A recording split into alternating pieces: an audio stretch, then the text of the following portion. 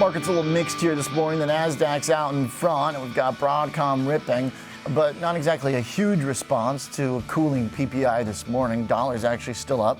Bonds have rallied, though. Joining us, Michael Ashton, the inflation guy, managing principal at Enduring Investments. Mike, welcome back to the show. Hey, Oliver, good to see you. Likewise, appreciate that. So take us through the numbers, particularly this morning, and then we'll kind of go back to yesterday, too. But PPI seems to stand out when there's an actual negative on the month over month. Is that a big deal?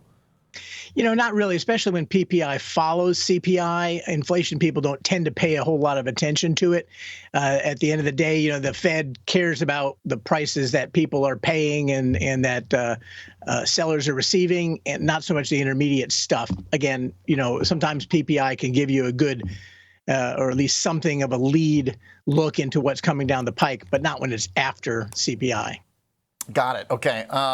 Now, when we see the negative numbers on a month over month, is there any real kind of conversation about disinflation to be had, Mike? Or deflation, rather? Because we've been having the disinflation conversation, right? And a lot of people have conflated the two, where they've said inflation's, you know, come off and prices have improved so much. It's like, no, they're only going up a little less.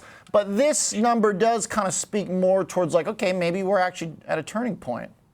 Well, look, if you look at yesterday's number and today's number, very similar, as you pointed out, a lot of what's driving those really great numbers this month are energy, core goods, and, you know, airfares in yesterday's numbers. So things that tend to jump around a whole lot. If you really want to see a serious disinflation or any chance at deflation, then you need to have the big sticky things going down and getting close to deflation. And there's no sign of that. Things like rents, core services, all that stuff is, rents are coming down, but there's no sign that they're about to slip into deflation when there's a shortage of housing and when costs for landlords continue to rise. Few questions on that subject, Michael. Yesterday we had Cam Harvey on, Duke University professor, yield curve analysis, and his point that he's been making that he's pretty passionate about is that the housing data is too slow. I know some have argued this as well. Doesn't update fast enough. The housing data and CPI is calculated on a lag, and so the Fed will operate on a lag, and it's a big problem that if you actually had housing prices refreshed faster, the numbers would be a lot lower. What do you think about that?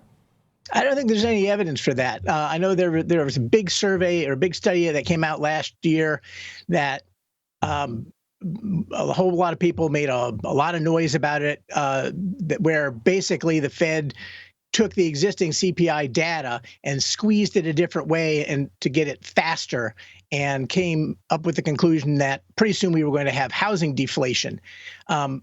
But the study also had massive error bars, so you really couldn't conclude that was happening at all. If you actually look at what's happening to the cost, again, there's kind of a supply side and a demand side of this thing. If you look what's happening to the cost of renting an apartment, they're not going down. They're going up more slowly, but they're not going down. And if you look at the supply-demand equation, you know, we have millions of new heads to put roofs over, and we've had underbuilding during COVID, and then even after COVID, we've had, you know, shortages of things like copper, and so building has not proceeded at the level that it needs to. So both of those things say, yeah, there's really no reason that if you're a landlord, you should be cutting rents. There's another take related to housing, which is that because of lack of supply, is providing a pretty solid lift to prices and kind of keeping them sticky, that if we cut rates and we get a bunch of houses built, then inflation will come down, and thus cutting rates would be deflationary. What do you think about that, Mike?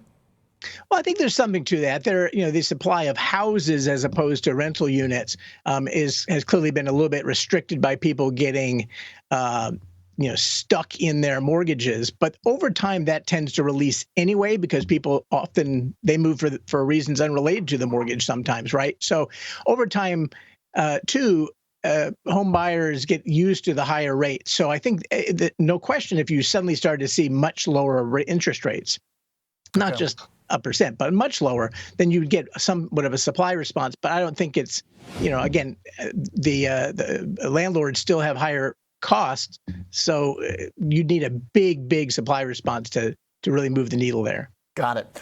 So combining today's print with CPI yesterday, is the conclusion that it's a good week for inflation data, but need to see more? How do you kind of compare it to the first quarter of the year? Yeah, look, I mean, we need 11 more, just like yesterday, to have core inflation back to the Fed's target. Okay, so and what moved the needle? I mean, 0.16. Interesting way to put it.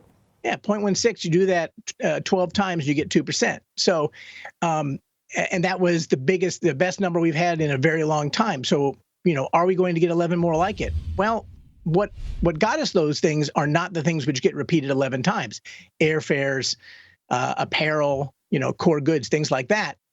We already have core goods down 1.7% year on year. And so how much more do you get out of that? So the rental piece and the core services X rents, the super core, those things really need to come down a lot faster for us to get to target. It's not going to happen anytime real soon. And I think that we're still going to end up with median inflation in the high 3s, low 4s, and that's where we're going to level out. Tell me why you say not anytime soon. What kind of visibility you think? Is it just the stuff that's not, the high frequency stuff is not coming down fast enough? It seems like you've got a lot of confidence in the outlook. Take me through it. Yeah, the high frequency stuff has come down, but it's already come down, and it can't come down, again very fast, right? Okay. So we've already had a big decline in used car prices, and they could keep declining, but they kind of have to while the other parts go down. But 40% of the basket is rents, and that yesterday was still, rents are still going up faster than my model says, and I'm on the high side of the street. So, we were at 0.4 or so for 40% of the basket yesterday. So that's, so that in itself is going to be, you've got to get that number, that 0.4, so that's 5% a year, right? So we have to get that 5% a year down a bunch, and that just takes time. To Harvey's point, maybe you can get an early look on what's going to happen by using higher frequency data. But it still's got to get there. It takes some time to get there for the housing stock to turn over. And then the core services like medical care is still going up. Actually, it's accelerating. Hospital services is up more than 7% year on year, and doctor services started going up. So those core services things are related to wages. Wages have come down, but they haven't come down to pre-COVID levels. So there's all the sticky stuff it's still pretty sticky, and it is coming down. But it's not coming down fast enough that makes you say, hey, the Fed is, mission accomplished. They need to start cutting right away because the jobless report is getting bad. Yeah.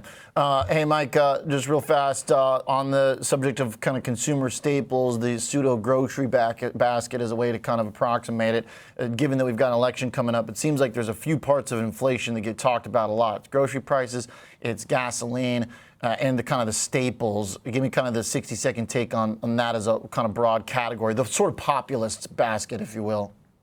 Sure. So the energy part, it came down a whole lot, and now it's headed back up. We're probably not going to get gasoline prices back to $4 or $5 a gallon or $5 a gallon, but it's going back up. On the staples side, food at home, the stuff you buy in the grocery store is doing a little bit better. Food away from home, which depends on wages, again, that's not coming down as fast. So the food and energy part, that's the reason that most people are still worried about inflation. Got it. Mike, great to have you here. Good timing, good catch up. Thanks for the details. Appreciate your outlook. Thanks for having me on. You got it. Michael Ashton, Managing Principal at Enduring Investments. Okay. All right, some acknowledgement of good prints this week, but definitely still work to be done.